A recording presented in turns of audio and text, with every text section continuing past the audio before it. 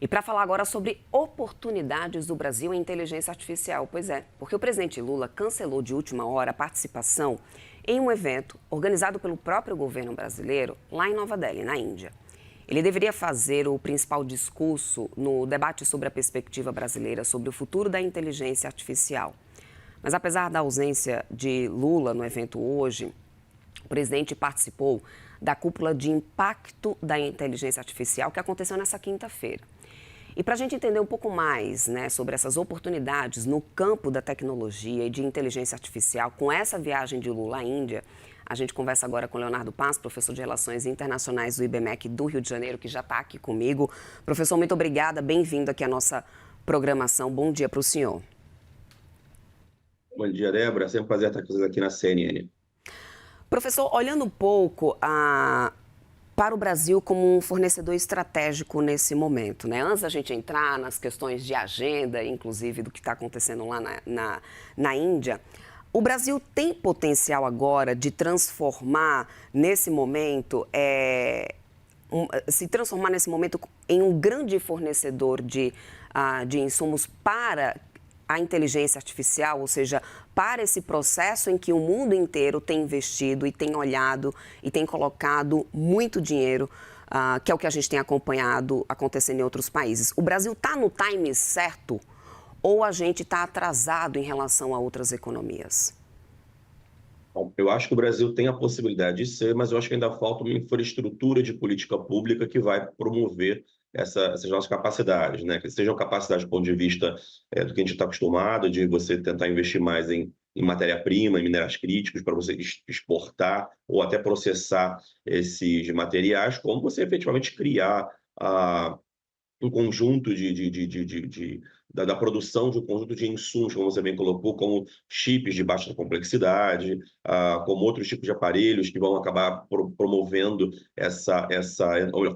promovendo o Brasil dentro dessa cadeia global de inteligência artificial.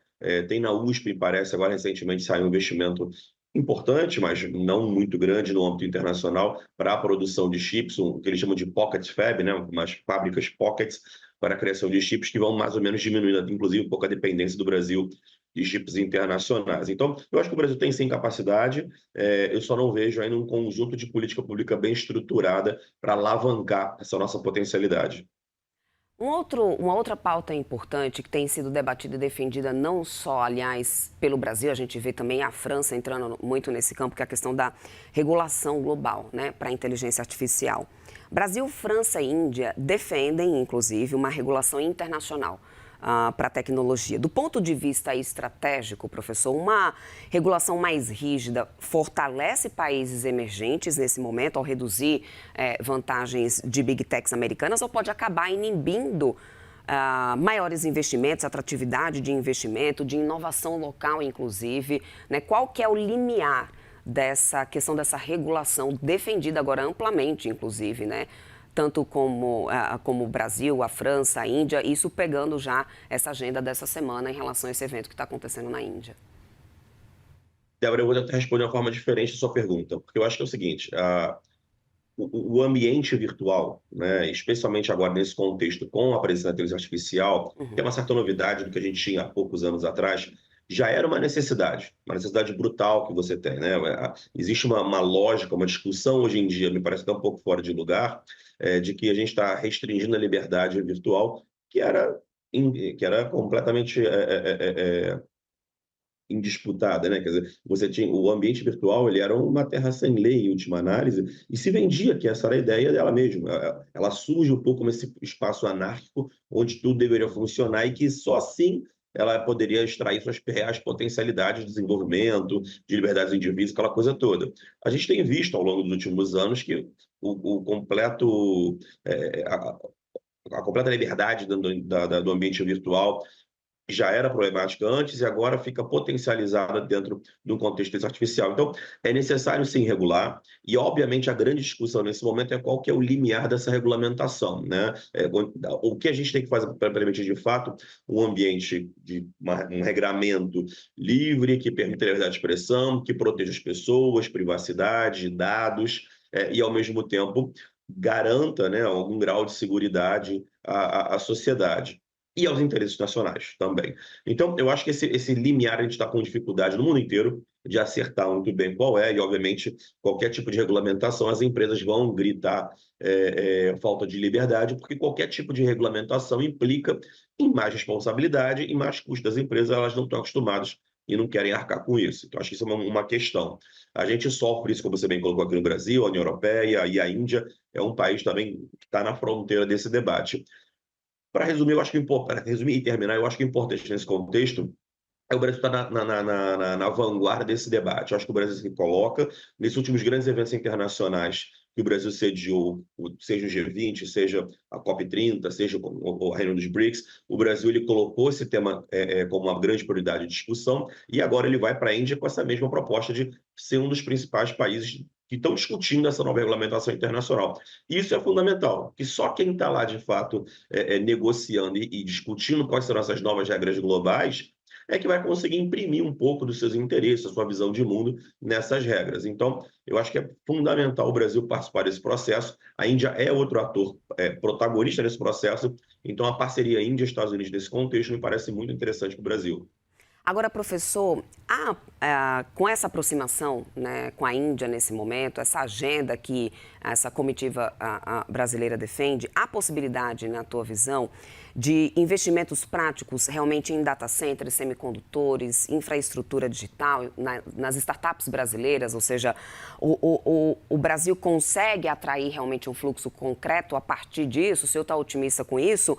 Ou a questão da segurança jurídica do Brasil, que a gente sabe que é um problema que afeta diversos setores, pode ainda acabar sendo um obstáculo para destravar agendas importantes como essa? Então, vamos lá. Eu acho justamente que a ideia de você criar algum tipo de regulamentação é o que vai gerar uma eventual segurança jurídica. Quanto mais tempo eu acho que a coisa fica livre, e eu acho que, como me parece completamente inviável você largar durante anos a afinco a regulamentação, deixar que o mercado se autorregule completamente durante anos, isso vai convidar um bom momento algum tipo de regramento. Se você vai colocar um data center num país que não tem a coisa regulada, ele está olhando para um futuro incerto que ele acha que vai haver algum tipo de regulamentação no futuro. Na minha opinião, isso tende a diminuir a capacidade de investimento. Se você consegue criar agora algum tipo de regramento sofisticado, que seja bom para a empresa, que seja bom para o mercado, mas que resguarde a sociedade, que resguarde os direitos dos indivíduos, eu acho que as empresas já sabem que existe uma infraestrutura legal e se fica muito mais confortável de colocar um dinheiro ali que vai eventualmente ter mais tempo de maturação, porque o regramento já foi feito.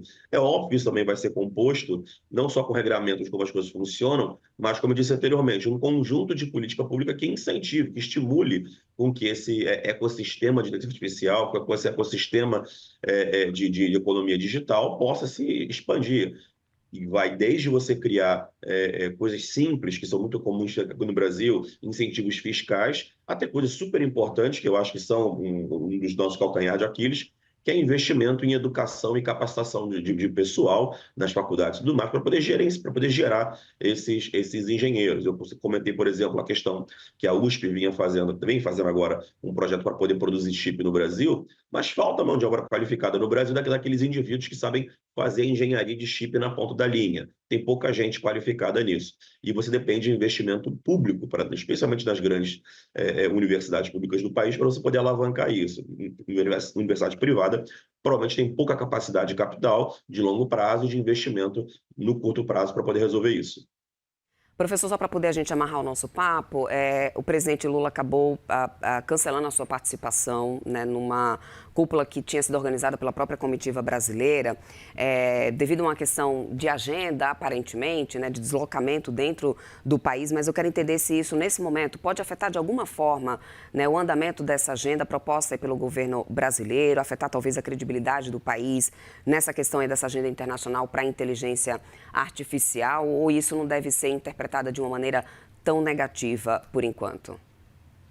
Não, eu acho que não. Eu acho que esse tipo de coisa acontece o tempo todo, salvo o fato de ter algum tipo de aresta, algum tipo de pequeno escândalo, coisa, ou disputa entre Índia e Brasil para essa reunião, que não me parece ser o caso, eu não tenho essa informação nesse momento, mas esse tipo de coisa acontece o tempo todo. A parceria a parceria Índia-Brasil já é de longa data, como eu disse, né, nesses momentos em que o Brasil sediou esses eventos, e mesmo no G20 anterior ao do Brasil, que foi sediado na China, os dois países estavam completamente uníssono, discutindo a questão digital. Essa parceria que eles estão assinando nesse momento, ela é fruto já de uns 2, 3 anos de debate próximo e de um trabalho junto que os dois países têm trabalhado. Os dois países mais ou menos estão olhando da mesma forma, ou de forma muito semelhante, como deve ser a postura do Estado em relação à regulamentação das big techs e desse ambiente digital. A ideia de ter uma prevalência da soberania nacional, justamente para se resguardar a capacidade de regular, garantindo os seus dados, seus interesses e os direitos dos indivíduos. Então, eu acho que o alinhamento me parece muito interessante, a parceria que eles estão assinando nesse momento é de amplo escopo, difícil saber na ponta da linha no mercado, de fato, né? Como essas empresas, sejam brasileiras, sejam indianas, sejam internacionais, vão conseguir se beneficiar desse acordo. É normal isso também, essas coisas maturam com o tempo, mas eu acho que a ausência do presidente é mais uma questão de agenda e, enfim, é muito comum isso acontecer, especialmente em países grandes como a Índia. E que tem um trânsito nada fácil, que a gente sabe muito bem disso, né? Isso é famoso mundo Não, afora, nada né, fácil. professor? Obrigada, professor. Então, Leonardo Paz, professor de Relações Internacionais do IBMEC do Rio de Janeiro. Excelentes análises. Uma boa sexta-feira para o senhor, bom final de semana. Até uma próxima. Bom final de semana, até a próxima. Até mais.